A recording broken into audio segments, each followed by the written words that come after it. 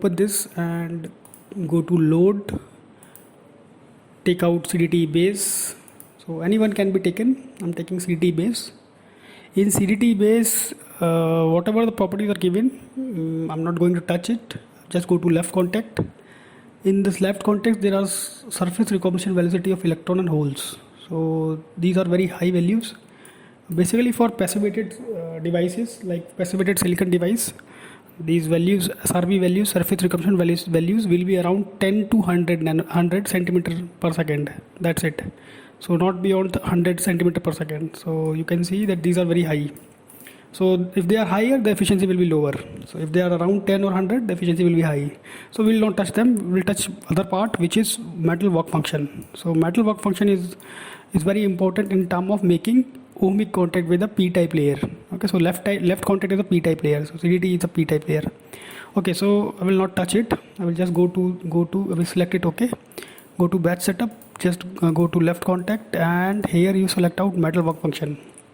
In the metal work function, you give some values like 4.6 to 5.3. You can give out some range of metal work function. Okay, so say aluminum might have around 5 electron volt work function, molybdenum also around 4.9, nickel may be around 5.1 or 5.2, so like that, or platinum may have around 5.3.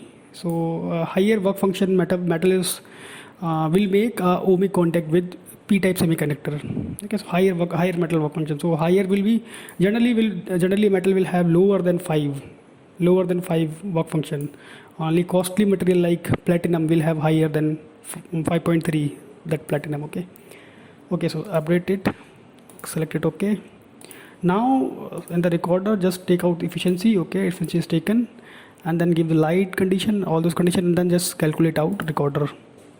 So it will show you the efficiency evolution with respect to the work function of the back contact. So our aim is to make ohmic contact, not a Schottky contact. A Schottky contact will eat up our VOC, voltage generated in the cell. So after completion of this simulation, you can just go to recorder setup, and you can see the efficiency is linearly increasing with the work function. And after a certain value, say 5, the efficiency is saturating up and becomes saturate. Okay, so you can see that efficiency is directly dependent upon the work function of the back contact. Okay, so this is one point. So why it is so, I will just tell you. So work function of metal contact. Okay, so p-type, and you have a metal, this is a metal contact and a p-type layer. Okay, so this is one thing. Okay, I will come to it later on. So first thing is this. Second thing, what you can do in this structure, p and n plus structure, you just duplicated the CDT layer, just duplicate it, and then just go to this layer and make it back surface field BSF layer. You make it, give it a thickness 0.1 micron. The 0.1 micron thickness is sufficient for BSF. And now here you need to increase the carrier density. So whole density you need to increase. Okay, so accept it. So now we have not changed anything except we have added BSF layer, which is the thin thickness, very thin thickness. You can see here thickness is very low, and the carrier density is increased. So basically this has become P plus P N plus structure. P plus P is type of structure which is made. Okay, P plus BSF is a P plus layer.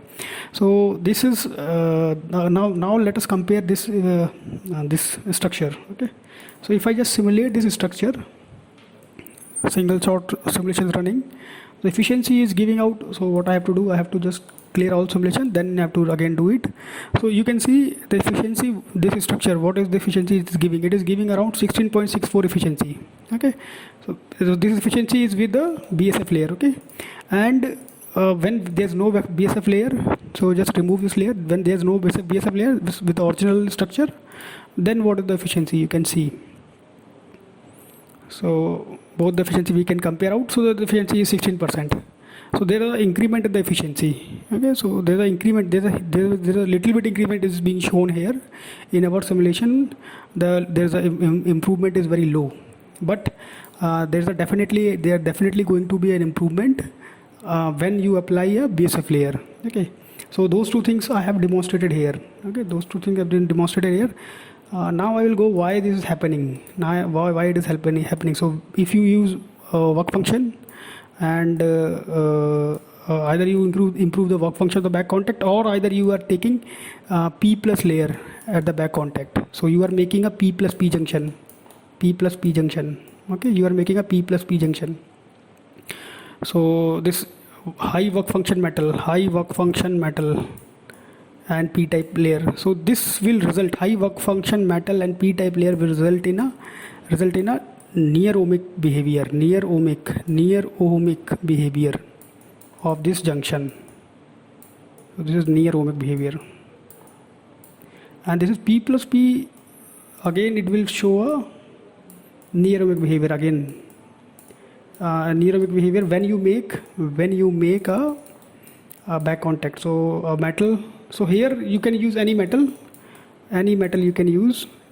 This metal will make a near ohmic contact with P plus layer.